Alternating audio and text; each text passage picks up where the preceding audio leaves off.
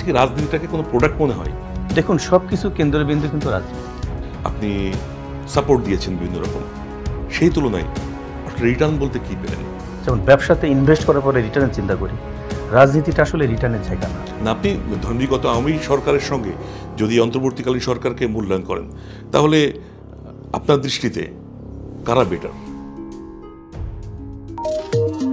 With the এডিটরসে আজ আমরা আমন্ত্রণ জানিয়েছি অ্যাশিওর গ্রুপের চেয়ারম্যান এবং কুষ্টিয়া জেলা বিএনপির যুগ্ম আহ্বায়ক এবং একই সঙ্গে কুষ্টিয়া জেলা সমিতি ঢাকার সভাপতি শেখ সাদিকে। শেখ সাদি তার দীর্ঘ রাজনৈতিক ক্যারিয়ার, একই সঙ্গে ব্যবসায়িক ক্যারিয়ার। তরুণ প্রজন্মের এই প্রতিনিধি রাজনীতিকে একটু ভিন্নভাবে দেখেন বলে আমরা জেনেছি। কেমন সেই ভিন্ন, সেটা আজকে জানবো। সাদি ভাই, স্বাগতম। ধন্যবাদ আপনাকে। কেমন আছেন? আলহামদুলিল্লাহ, আমি ভালো আছি। সাদি, আপনি যেটা আমরা জেনেছি যে আপনি দীর্ঘদিন রাজনীতির সঙ্গে সম্পৃক্ত, একই সঙ্গে ব্যবসায়ী। তো রাজনীতি তো আসলে রাজনীতিকদেরই করা উচিত, ব্যবসায়ী হিসাবে আপনি কেন রাজনীতিতে? ধন্যবাদ আপনাকে, বিশেষ করে উইথ দ্য এডিটর এই প্রোগ্রাম আমাকে আমন্ত্রণ জানার জন্য। দেখুন, আমরা যারা ব্যবসা করি এবং আমরা যারা রাজনীতি করি, লক্ষ্য উদ্দেশ্য কিন্তু একটি, সেটি হচ্ছে নিজেকে ভালো রাখা, নিজের পরিবারকে ভালো রাখা, সমাজকে ভালো রাখা, দেশকে ভালো রাখা। তো ব্যবসা থেকে একরকম সেবা করা যায় দেশকে, সমাজকে এবং পরিবারকে, রাজনীতি থেকে আর এক রকম সেবা করা যায়। তো আমি যেমন ব্যবসা পাশাপাশি রাজনীতি করি। তো আমার দাদার আমল থেকেই আমার দাদা ব্যবসা করতো, বাবা ব্যবসা করতো, আমিও ব্যবসা। ছাত্র জীবন থেকে আমি ছাত্র দলের সাথে যুক্ত ছিলাম, এখন কুষ্টিয়া জেলা বিএনপির দায়িত্বে আছি। তো ব্যবসা করে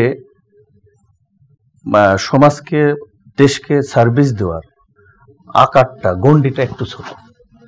বড় কিছু করতে হলে, ভালো কিছু করতে হলে, সমাজকে ভালো কিছু দিতে হলে রাজনৈতিক পৃষ্ঠপোষকতা, বিশেষ করে সরকারের ক্ষমতায়নের সাথে না থাকলে এটা করা সম্ভব না।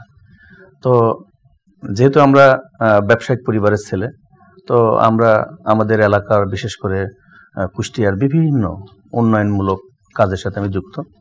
তা আমি যেহেতু রাজনীতি পরিবারের ছেলে, ছাত্র জীবন থেকেই রাজনীতির সাথে যুক্ত, আমার মনে হয়েছে বর্তমান বাংলাদেশের রাজনীতির যে প্রেক্ষাপট, এখানে আমি বিশ্বাস ছিল এবং আমি এখনো বিশ্বাস করি যে আমি যদি রাজনীতিতে ভালো কিছু অবদান রাখতে পারি, এবং আমি এতটুকু বিশ্বাস করি যে আমি যদি রাজনীতিতে ভালো একটা সময় দিতে পারি, দেশের জন্য, সমাজের জন্য এবং রাষ্ট্রের জন্য ভালো কিছু করতে পারবো। আপনি কি প্রথমত রাজনীতিবিদ নাকি প্রথমত ব্যবসায়ী? আমরা পারিবারিকভাবে ব্যবসায়ী, আর আমি ছাত্র জীবন থেকেই ছাত্র দলের সাথে যুক্ত। তো আমি দুইটাকে একসাথেই দেখি। আচ্ছা, আপনার কাছে কি রাজনীতিটাকে কোনো প্রোডাক্ট মনে হয়? দেখুন, সব কিছু কেন্দ্রবিন্দু কিন্তু রাজনীতি। রাজনীতিটাকে আপনি কোনো সেক্টর, কোনো প্রতিষ্ঠান থেকে বাদ দিলে আপনি দিতে পারবেন না। কারণ একটি দেশ, একটি দেশের ব্যবসা বাণিজ্য, শিক্ষা প্রতিষ্ঠান, বিভিন্ন রকমের অর্গানাইজেশন কিভাবে চলবে, এটা নির্ভর করে সেই দেশের রাজনীতিবিদদের উপরে, সেই দেশের যারা ক্ষমতায় থাকে তাদের উপরে। আর যারা দেশ পরিচালনা করে তারা কোনো না কোনো দলের অংশগ্রহণ করে বা কোনো না কোনো দলের প্রতিনিধিত্ব মাধ্যমেই ক্ষমতা পরিচালনা করে। এই জন্য আমি বিশ্বাস করি যদি রাজনীতিবিদরা সঠিক হয়, ভালো রাজনীতিবিদ হয়, ভালো মানুষ হয়, তাহলে সেই দেশের রাজনীতির পাশাপাশি প্রত্যেকটি সেক্টরই ভালো থাকে। আপনি যে দলের আদর্শে অনুপ্রাণিত বা অ্যাক্টিভলি যে দলটি করছেন, এই দলের যে প্রতিষ্ঠাতা শহীদ রাষ্ট্রপতি জিয়াউর রহমান, উনি বলেছিলেন I will make politics difficulties for politicians. কতটুকু ডিফিকাল্টিস ফিল করছেন? দেখুন, আপনি যার নাম নিলেন, শহীদ প্রেসিডেন্ট জিয়াউর রহমান, এই ব্যক্তি শুধু একজন ব্যক্তি না, এই ব্যক্তি একটি দেশ, একটি জাতির ভবিষ্যৎ, একটি জাতির সত্তা। উনি একজন মেধাবী সেনা বাহিনীর একজন অফিসার ছিলেন। ৭ই মার্চের ভাষণের পরে জাতি যখন একটি বিবেকহীন বা আপনার দিশেহারা জাতি, তখন শহীদ প্রেসিডেন্ট জিয়াউর রহমান একজন আর্মি অফিসার ছিলেন। উনি চট্টগ্রাম বেতারে যেয়ে উনি বক্তব্য দিলেন কালুরঘাট বেতার কেন্দ্রে। স্বাধীনতার ঘোষণার মধ্যে দিয়ে এদেশের ছাত্র, কৃষক, শ্রমিক মাঠে নামে। 9 মাস যুদ্ধের পরে উনি এই দেশ স্বাধীন হয়। স্বাধীনতা হওয়ার পরে উনি কিন্তু সুন্দর মতো সেনাবাহিনীতে আবার ফিরে যান। 75-এর পরবর্তী সময়ে দেশে যখন একটি সংকট হয়, উনি 7ই নভেম্বর এদেশের সাধারণ সৈনিক জনতারা তাকে জেল থেকে বের করে তাকে এদেশের দায়িত্বভার দেন। উনি সামান্য 4-5 বছরের ছোট্ট একটু সময়ের মধ্যে এদেশের কৃষিক্ষেত্রে, উনি শিল্পক্ষেত্রে, চিকিৎসা ক্ষেত্রে প্রত্যেকটি এই ভূমিকাগুলো আপনি দেখেছেন বা শুনেছেন, কিন্তু ওনার পুত্র যে এখন বাংলাদেশ জাতীয়তাবাদী দল বিএনপির কাণ্ডারি তারেক রহমান, তার সঙ্গে আপনার মনে হয় কয়েক বছর আগে লন্ডনে, এখন উনি তো লন্ডনে আছেন, সেখানে দেখা করার সুযোগ হয়েছিল। কি বার্তা উনি আপনাকে দিয়েছেন? দেখুন, শহীদ প্রেসিডেন্ট জিয়াউর রহমান যেহেতু এই দলের প্রতিষ্ঠাতা, বাংলাদেশের যে এখন অর্থনীতি দাঁড়িয়ে আছে, এটা কিন্তু শহীদ প্রেসিডেন্ট জিয়াউর রহমানের ওই সময়কারী এটা সৃষ্টি। তো তারপরে ম্যাডাম খালেদা জিয়া আসছেন, তো এখন দলের ভারপ্রাপ্ত তারেক রহমান আমি মনে করি শহীদ প্রেসিডেন্ট জিয়াউর রহমানের একটি প্রতিচ্ছবি। আমি তার সাথে দীর্ঘদিন রাজনীতি করছি। আমি বিশ্বাস করি এই মুহূর্তে বাংলাদেশের তারেক রহমানের বিকল্প নেই। ওনার সাথে তো আমার মাঝে মাঝে কথা হতো, তো সৌজন্য সাক্ষাতের জন্য আমি গেলাম। আমাদের দুজনের মধ্যে রাজনীতিক বিভিন্ন সাংগঠনিক কথাবার্তার আদান প্রদান হলেন। তো বিভিন্ন ধরনের কথা হলো। একটি কথায় যেমন আমাকে উনি বললেন যে শুধু বড় ব্যবসায়ী হলে হবে না, সাংগঠনিকভাবে আপনাকে কাজ করতে হবে। আপনি মাঠে নামেন, যেভাবে কাজ করতেছেন কাজের গতি আরও বাড়াই দেন। দীর্ঘ 18 বছর আপনি এই দলের জন্য আপনার বিভিন্ন রকম ভূমিকার কথা আমরা শুনেছি। যারা নির্যাতিত নিপীড়িত নেতাকর্মী, তাদেরকে কর্মসংস্থানের ব্যবস্থা করা, আর্থিকভাবে সাহায্য করা, বিভিন্ন আন্দোলন সংগ্রামে আপনি সাপোর্ট দিয়েছেন বিভিন্ন রকম। সেই তুলনায় আসলে রিটার্ন বলতে কি পেলেন? দেখুন, আমার পার্সোনালি আমি ব্যবসার পাশাপাশি রাজনীতি করি। আমরা আসলে রিটার্নের চিন্তা করি না। যেমন ব্যবসাতে ইনভেস্ট করার পরে রিটার্নের চিন্তা করি, রাজনীতিটা আসলে রিটার্নের জায়গা না। কিন্তু আপনি যখন মানুষকে সার্ভ করতে চাইবেন, তখন তো আপনাকে জনপ্রতিনিধি হিসাবে আসতে হবে, আপনাকে পার্লামেন্টে আসতে হবে, তাদের পক্ষে কথা বলতে হবে। তো সেই সুযোগটা যদি আপনি না থাকে। দেখুন, বিএনপি একটি বড় দল, এই দলের অনেক বেশি নেতা থাকবে, বেশি কর্মী থাকবে, এটাই স্বাভাবিক। তো সামনে যে নির্বাচন, আমি বিশ্বাস করি সামনের এই নির্বাচনে দল আমাকে আমি নিজেকে যোগ্য মনে করি।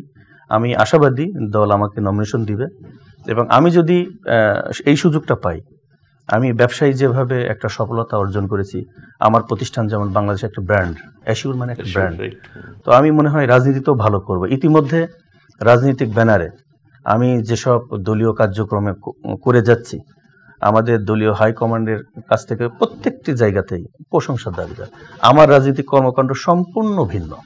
আপনি এই যে দীর্ঘ একটা 18 বছরের সময়টা, যেহেতু একটি বড় প্রতিষ্ঠান আপনি পরিচালনা করেন শিওরের মতো, একই সঙ্গে বিএনপির রাজনীতি, এই সময়টা কোনো চাপে পড়তে হয়েছে কিনা আপনাকে? অবভিয়াসলি। দেখুন, আমরা ব্যবসায়িক পাশাপাশি যেহেতু বিএনপি পরিবারের সদস্য, তো আমার একটা ভালো সুবিধা ছিল যে আমরা পার্টি করেছেন এই টাইমটা, আমরা জানি যে এটা শুনে আমার কোনো পদ ছিল না, বাট আমাকে বিভিন্ন রকম, যেমন দুদক বলেন, ট্যাক্স, ভ্যাট, তারপরে বিভিন্ন সরকারি প্রতিষ্ঠানের গোয়েন্দা সংস্থা আপনাকে বিভিন্ন সময়, ওইটাই বলছি, আমাকে বিভিন্ন রকম টর্চারিং করা হয়েছে। আমাকে বিভিন্ন সময় গোয়েন্দারা ডেকে নিয়ে গেছে। তো আমার ব্যবসাটা ছিল নিট অ্যান্ড ক্লিন ব্যবসা। তো আমাকে হয়তো ব্যবসার কখনো কখনো বাধা দেওয়ার সৃষ্টি করছে, বাট তারাও তো মানুষ, তারা দেখছে আসলে এই প্রতিষ্ঠানটা একটু ভিন্ন। তারপরও আমি অনেক ক্ষতিগ্রস্ত। তো আমি এত বড় ব্যবসা প্রতিষ্ঠানের দায়িত্ব পালন করার পরেও রাজনৈতিক যেসব কার্যক্রম, রাজধানীর বিভিন্ন মিছিল, মিটিং, সেখানে অংশগ্রহণ করা, অর্থ বিনিয়োগ করা, এইগুলা কিন্তু আমি চালিয়ে গেছি। কারণ আমি একটা জিনিস বিশ্বাস করতাম, যে আমি ভালো কাজের জন্য রাজনীতি করি, রাজনীতিতে ভালো কিছু করার চেষ্টা করি, যত বাধাই আসুক আমি থামবো না। রাজনীতি এখন দুর্বৃত্তায়নের খপ্পরে, সেই জায়গা থেকে যারা রাজনীতি করেন তারা বিভিন্ন ক্যাডার পালেন, তাদের পোষ্য বাহিনী থাকে। আপনি এটাকে কিভাবে দেখেন? আপনার আছে এরকম বাহিনী? দেখুন, গত 17 বছর এই রকম বাহিনী দিয়েই কিন্তু একটি দল এই দেশকে শাসন করেছে, গণতন্ত্র ছিল না। নতুন বাংলাদেশে এইগুলা চলবে না। আমি বিশ্বাস করি এই দেশের মাটি মানুষের জন্য রাজনীতি করতে গেলে মানুষ কি চাচ্ছে, মানুষ যেটা বলে আমাদেরকে সেটাই মাথায় রাখতে হবে। মানুষ আপনাকে কি বলে, তারা কি চায় আসলে? সাধারণ মানুষ আমার পারিবারিক ঐতিহ্য, আমার ব্যবসায়িক পরিধি, আমার কার্যক্রম, আমি রাজনীতিতে আমার আসার মূল কারণ এলাকার নেতাকর্মীরা, সাধারণ মানুষ। তারা মনে করে যে শেখ সাদীর মতো মানুষ যদি রাজনীতিতে আমরা নেতৃত্ব পাই, তার হাত ধরে যদি বিএনপির এই এলাকার রাজনীতি চলে, তাহলে দল বল নির্বিশেষে সাধারণ মানুষ সবাই উপকৃত হবে এবং উন্নয়ন হবে। এবং আমি বিশ্বাস করি আপনার ব্যবসার মধ্যে যেমন স্বচ্ছতা, আপনার রাজনীতিতেও স্বচ্ছতা। আমি বিশ্বাস করি আমার রাজনীতির বড় শক্তি হচ্ছে জনগণ। আমার রাজনীতির বড় শক্তি হচ্ছে সততা এবং মানুষের ভালোবাসা। আমার কোনো মাস্তান চাঁদাবাজি এটা লাগবে না। কারণ আমাদের দলের ভারপ্রাপ্ত চেয়ারম্যান তারেক রহমান, আপনি তার বক্তব্য, তার কার্যকলাপ দেখছেন। আজকে যদি উনি 5ই আগস্টের পরে একটা বক্তব্য না দিত, তাহলে এই ফ্যাসিস্ট সরকারের শেখ হাসিনাই বলেছিল যে আওয়ামী লীগ যদি কখনো ক্ষমতাচ্যুত হয়, একদিনে লক্ষ লক্ষ লোক মারা যাবে, একটা লোকও মরেনি। এই জন্য এই মাস্তানি চাঁদাবাজি রাজনীতি চলবে না। তারেক রহমানের নির্দেশনায় আমরা সুন্দর জনগণকে সাথে নিয়ে, আমাদের বড় শক্তি জনগণ। মাঝখানে দেখলাম যে আপনি নৌকা বাইচের একটা অনুষ্ঠান উদ্বোধন করতে গেছেন। তো বাংলাদেশ কৃষি প্রধান দেশ, আমাদের বিভিন্ন নদী খালবিল আছে, নৌকা বাইচ যেমন একটা অংশ, আমাদের ধান কাটার তো একটা অংশ। আর যেহেতু আপনার পার্টির প্রতীকও হচ্ছে ধানের শীষ, তো ধান কাটার উৎসবে কখনো আপনি সামিল হয়েছেন কিনা? দেখুন, আমরা পারিবারিকভাবে বিভিন্ন সামাজিক কর্মকাণ্ডের সাথে যুক্ত। একাধিকবারে দেখবেন আমি মেডিকেল ক্যাম্প করেছি বিনামূল্যে। আমার কুমারখালীতে একটা বিশাল 120 শয্যা বিশিষ্ট হাসপাতাল আমি প্রতিষ্ঠিত করেছি। আমার কুমারখালী খোকসায় 2টা থানায় প্রায় 1000 ছেলেমেয়েরা আমার প্রতিষ্ঠানে কাজ করে। আমি মহিলা সমাবেশ করেছি, 22 খেলা দেখাইছি। আমার প্রধান কাজই হচ্ছে যে এই এলাকার মানুষ কিভাবে ভালো থাকে। তো ধান কাটা না, আমি কৃষক সমাবেশও করেছি, উঠান বৈঠক করেছি, মানুষের যেটা দরকার। এটা তো বিএনপির সারা দেশে এই উঠান বৈঠকের বিষয়টা চলছে। আপনি কি ব্যক্তিগত এটা শুরু করেছিলেন কি আপনি ব্যক্তিগতভাবে? এটা আমরা পারিবারিকভাবে, আমার বাবা করছে, আমি করছি। এখন আমি ডিরেক্টলি রাজনীতি আসার কারণে এইগুলো হয়তো আপনারা দেখছেন, এতদিন দেখেননি।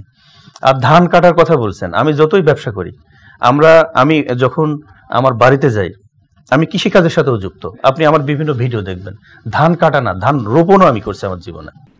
এখন সামনে কিভাবে দেখছেন বাংলাদেশের পলিটিক্সের নির্বাচন নিয়ে? এখনো একটা সংশয় আমরা শুনতে পাচ্ছি। আপনি কি মনে করেন এটা? দেখুন, বাংলাদেশের মানুষ একটু সরল সোজা, আবেগপ্রবণ। দীর্ঘ 17 বছর মানুষ ভোট দিতে পারেনি। মানুষ অধীর আগ্রহে বসে আছে ভোট দেওয়ার জন্য।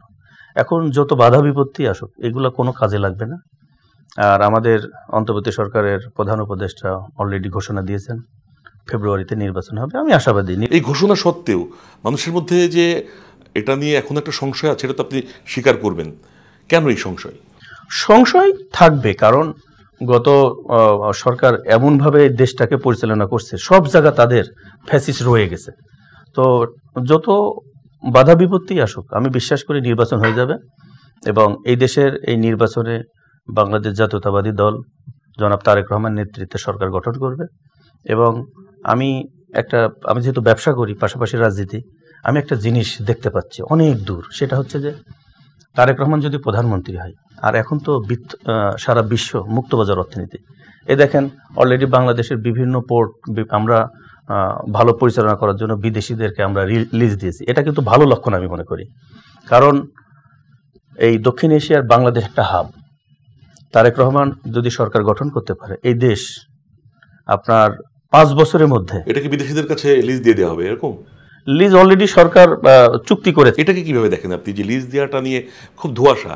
এই যে রিসেন্ট টাইমে কয়েকটা চট্টগ্রামের একটা বন্দর ইজারা দেওয়ার ব্যাপারটা মানুষ জানে না, এটা হয়ে যাচ্ছে। এর আগে আওয়ামী লীগ সরকার বিভিন্ন চুক্তি করেছে বিভিন্ন দেশের সঙ্গে, কোনোটা কালো চুক্তি হিসাবে, কোনোটা গোলামি চুক্তি হিসাবে নামকরণ করা হয়। বিএনপি এসেও কি এই ধরনের, এই যে বিদেশিদের কাছে দিয়ে দেওয়া, তাহলে আপনার নিজের ভূখণ্ডের নিরাপত্তা কোথায় থাকলো? দেখুন, ভালো শিক্ষার জন্য আমাদের ছেলেমেয়েরা কিন্তু বিদেশে পড়তে যায়।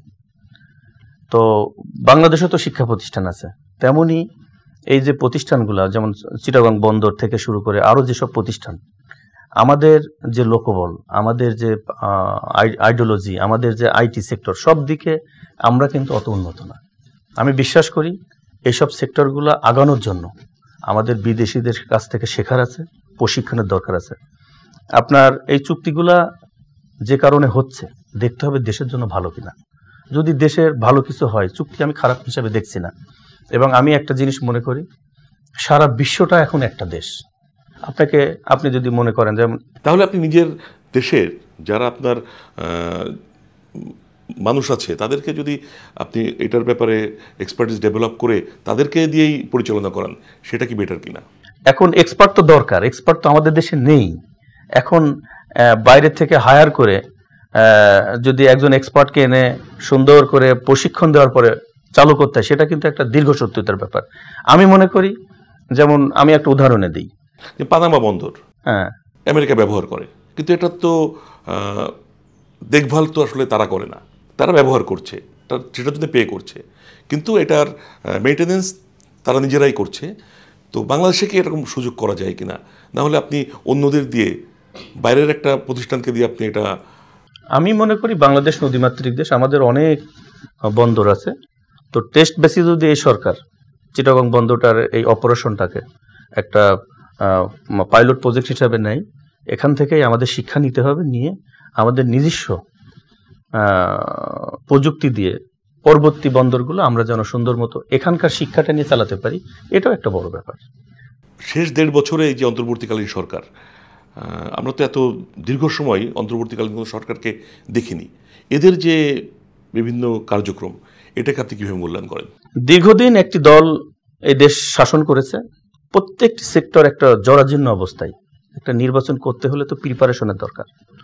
তো আমার মনে হয় যেমন বাংলাদেশে তত্ত্বাবধায়ক সরকার 3 মাসের জন্য আসে। আমরা আশা করেছিলাম যে এই 25শে ডিসেম্বরের মধ্যে একটা নির্বাচন হবে। তো অলরেডি অনেকগুলো সংস্কার হয়েছে ইতিমধ্যে। আপনারা দেখলেন সাবেক ফ্যাসিস্ট প্রধানমন্ত্রী সহ তাদের আরও 2 জন দোসরের শাস্তি হয়ে গেছে। সামনের দিনে হয়তো এইরকম আরও বিচার হবে, বিচারে তাদের শাস্তির আওতায় আনতে হবে। তো আমরা তো খুব কাছাকাছি টাইমে চলে আসছি।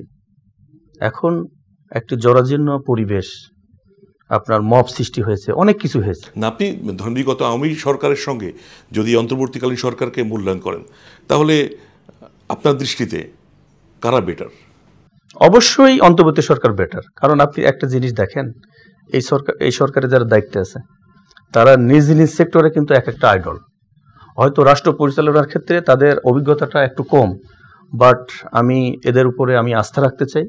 এবং একটি জরাজীর্ণ পরিবেশ থেকে তারা যেভাবে, ধরুন শিক্ষা জীবন শেষ হয়নি এমন উপদেষ্টাও এখানে বেশ কয়েকজন আছেন, তো নিজ ক্ষেত্রে তারা কিভাবে, তারা ছাত্র হিসেবে কি সেরা? দেখুন এখানে হয়তো 2-1 বাচ্চা ছেলেরা আসছে, এটা বিশেষ কারণে আসছে। একটি দল, একটি দেশ যখন কোনো আন্দোলনের মাধ্যমে সরকার পতন হয়, নতুন একটি গ্রুপ এসে, তারা তো বিভিন্ন রকম দুর্নীতির দায়ে অভিযুক্ত। দেখুন দুর্নীতি তো প্রমাণিত না।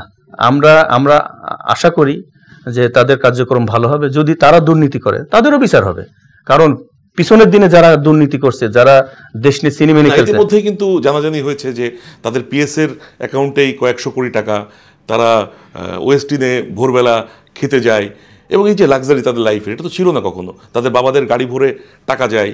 তাহলে সেটা আপনাদের চিন্তায় আছে? আমি বিশ্বাস করি এদেরকে বিচারের মুখোমুখি করা হবে। আমি বিশ্বাস করি বাংলাদেশে যেই অন্যায়ের সাথে যুক্ত হবে, এবার প্রমাণ হয়ে গেল অন্যায় করে কেউ ছাড় পাবে না। যদি আমার দলের আমিও অন্যায় করি, আমিও ছাড় পাবো না।